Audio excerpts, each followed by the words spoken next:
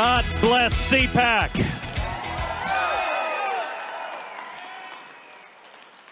What an amazing sight. Thousands of patriots and not a damn mask in sight.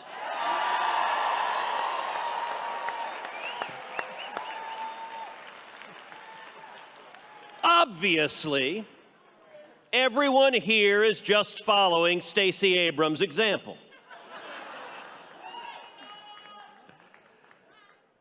We find ourselves at an existential moment for our nation. The threats in our country have never been greater. So I want to do something a little bit unusual for CPAC. I want to step back and go a little more philosophical and ask, what is this battle all about? What are we fighting about in this nation? And I'm going to suggest that the fundamental conflict that is playing out across this great nation is a battle between power and liberty. The two are in fundamental conflict. We are seeing it every day. Vaccine mandates versus doctors and nurses. Mask mandates versus kids in school. Spotify versus Joe Rogan. GoFundMe versus Canadian truckers. Justin Trudeau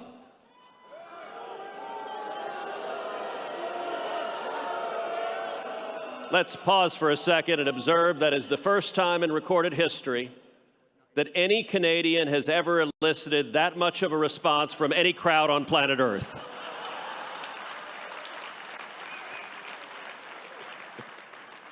Justin Trudeau and the God-fearing Canadian truckers.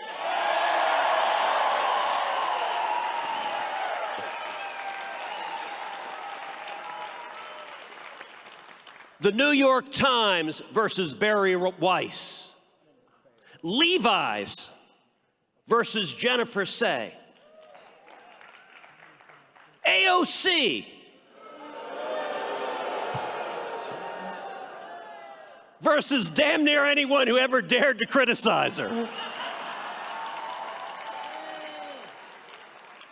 Although actually, as she told us, if you criticize her, it means you really want to date her.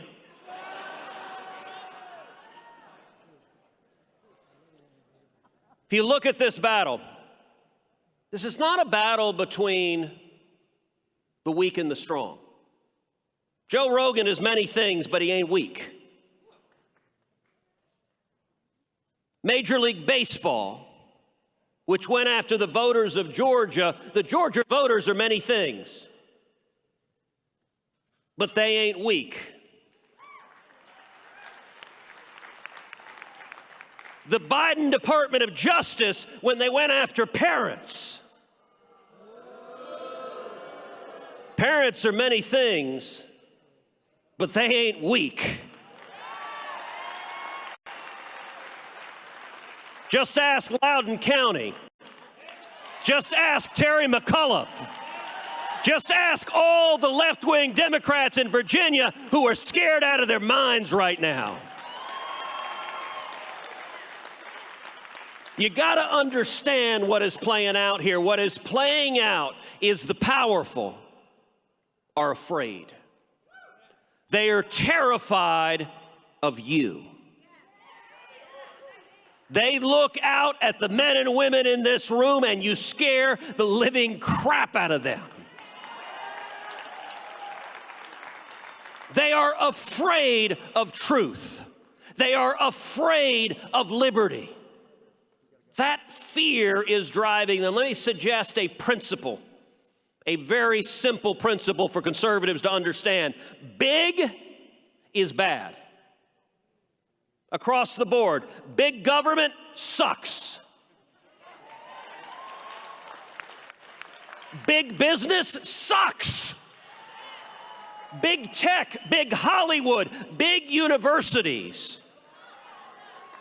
Any accumulation of power that is centralized is fundamentally dangerous for individual liberty.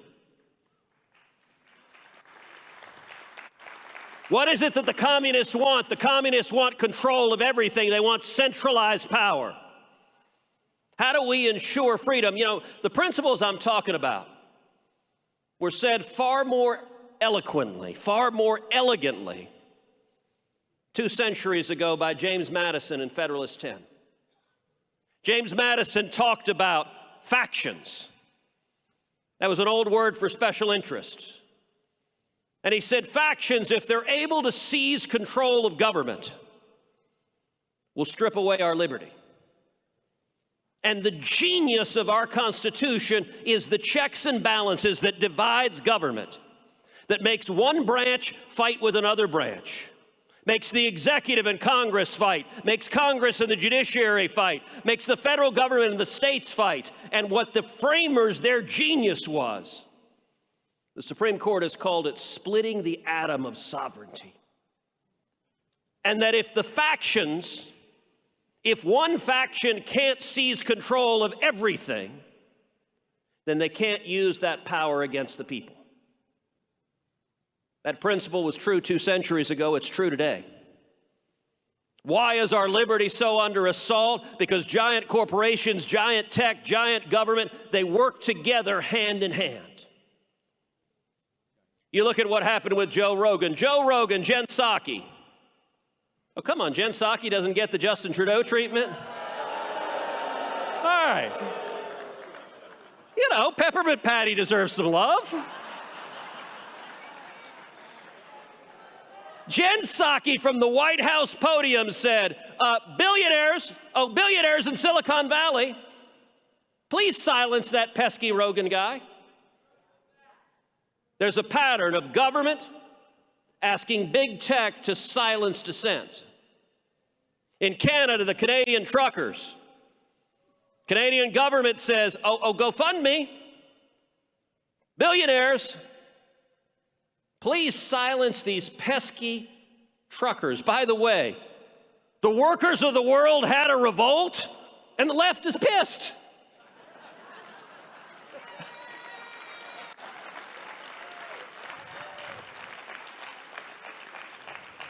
So what's the answer? The answer is threefold. Number one, fight power. Fight big government, fight big business, fight big tech, fight big Hollywood, fight big universities.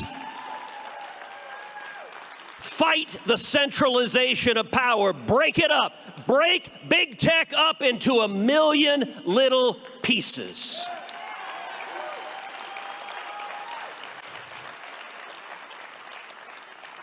Decentralize. You know, we just had Wayne LaPierre talking about guns. Why is it the left, when they seize control, they immediately want to take away everyone's guns? Because then the state has a monopoly on force. If the only people with guns are the jackbooted thugs, then liberty is gone. So we need to decentralize. We need to break it apart. It's one of the reasons why I am so bullish on crypto, on Bitcoin, because it is decentralized and not controllable. And let me give a fantastic example. So Justin Trudeau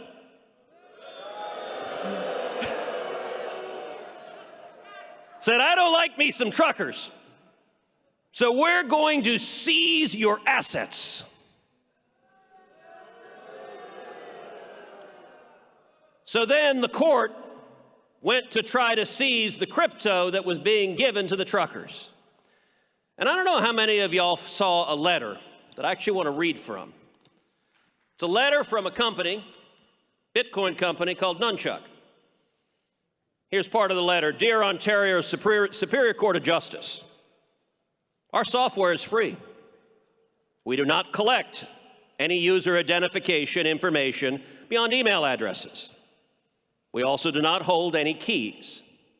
Therefore, we cannot freeze our users' accounts.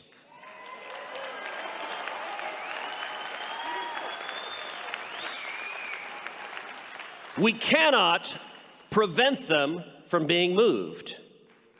We do not have the knowledge of, quote, the existence, nature, value, and location of our users' assets. This is by design. Please look up how self-custody and private keys work. When the Canadian dollar becomes worthless, we will be here to serve you too.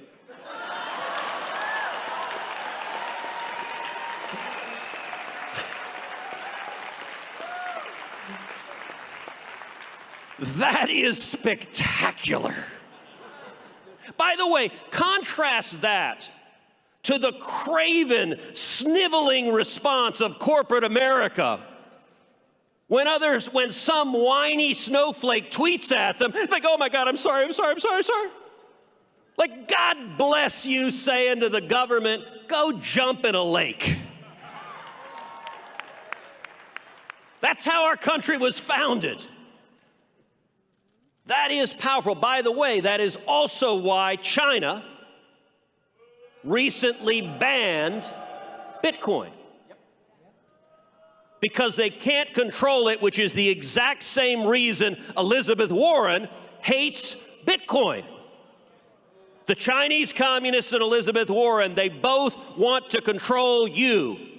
Your assets, your savings, your speech, your life, your children, every decision they want to control, and so we need to break up the means of controlling the citizenry. I want an unruly, uncontrollable American, we the people.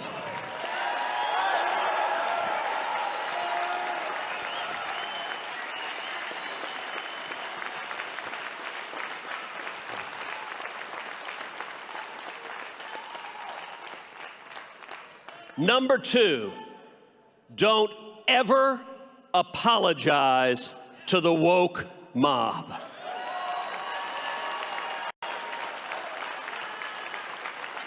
It doesn't work. They are not engaged in rational discourse. They are not actually offended at whatever idiocy it is they're whining about that moment. They want to destroy you. They want to silence you. They want to subjugate you. Respond with joy. Laugh at them. It drives them bananas. Okay, are leftists the least funny people on planet Earth? But you can't say that. You can't do that. No, I don't like that. I don't like, shut the hell up.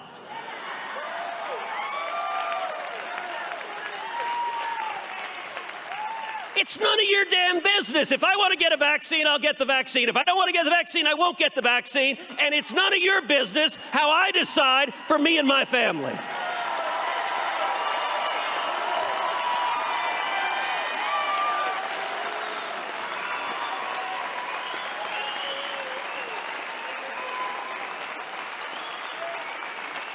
That scares them because it's not controllable. And the third thing I'm going to say is speak out. Use your voice. Every one of you has a powerful megaphone to the world. Speak out and use your voice. 2 years ago, I launched a podcast, Verdict with Ted Cruz. All right, I want to say to everyone here under 40,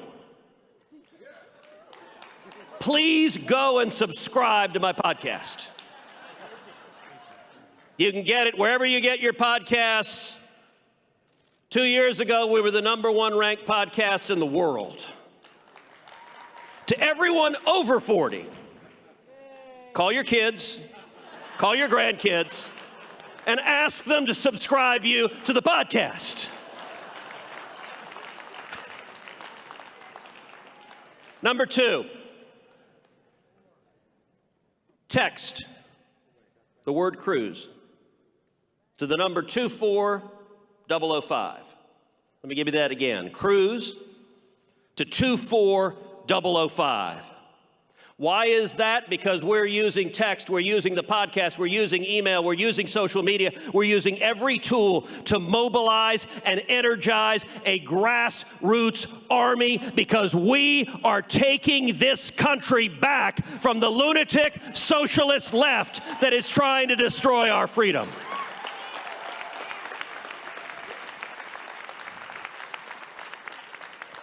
Let me say one final thing. In January of 2023, I'm looking forward to walking down the hallway in the United States Capitol and to bumping into a little man wearing overalls, carrying a screwdriver, and coming to change the sign on Nancy Pelosi's door.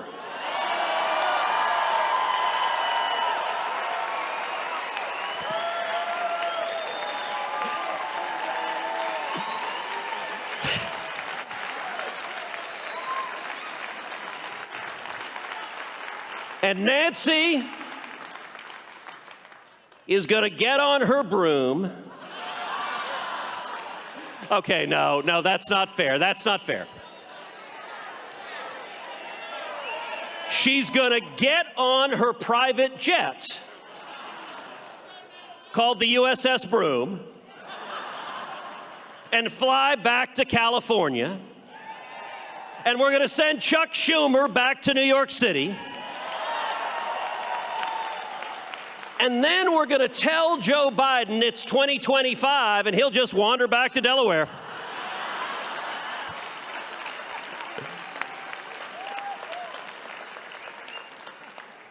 Change is coming. It is powerful. You want to know how powerful? Find me one person on planet Earth who doesn't know what "Let's Go Brandon" means.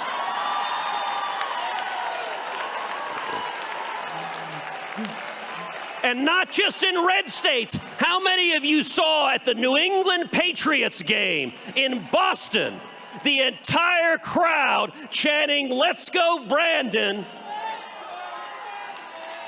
That is powerful. A wave is coming. We are taking our country back. We are standing up to power. We are defending liberty. We are defending the Constitution. We are defending the Bill of Rights. And together, we will save this great nation. God bless you.